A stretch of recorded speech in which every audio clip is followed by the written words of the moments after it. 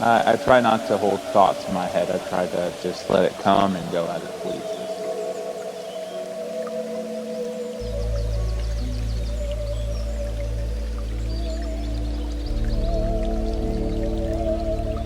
It's like well, I can't remember the words verbatim, but like when you force a narrative or you force an idea, then it deviates from its natural self, and it's kind of like when we hold on to things, our brain does what it does beautifully. It's just it manifests, it creates ideas, it starts to play with it, have fun with it, and we have to be mindful that our brain is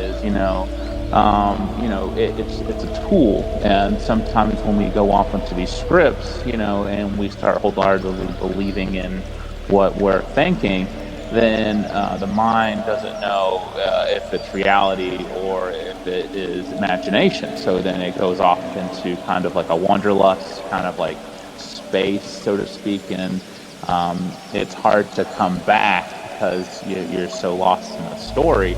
And that's where I've been overwhelmed with a lot of information. A lot of people are giving me good advice and things like that. But my mind's being overwhelmed with so much. I have to come back to center, be still, let it just flow. And that's where I'm trying to master myself is, keep sure that I keep the center and not let anything control my emotions one way or another. Because once I'm lost trying to fill a narrative or trying to force something, then it deviates. So that's why I try to come back to this flow center where, I go with the river or go with the flow, kind of, so to speak.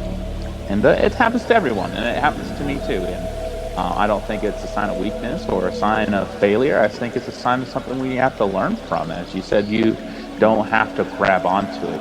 You just have to kind of be an observer and experience what you're going through and experience how that feels, but you don't have to necessarily hold on to it because we temporarily change. It changes to a temporary emotion. So if you are lost in one emotion, wait a bit. Don't try to just make a irrational decision saying, this is it.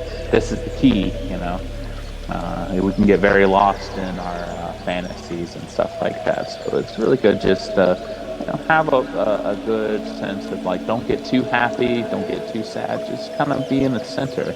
And it's still today. I'm 30 years old. I'm still trying to learn myself, and sometimes I'm like, I'm not masterful, but then I have friends and the people I talk to say, hey, you are a master. It's just, masters still have to learn as well, and that's where I collectively try to not attach myself to one thing or another. Like you say, it's just let it go, let it go, let it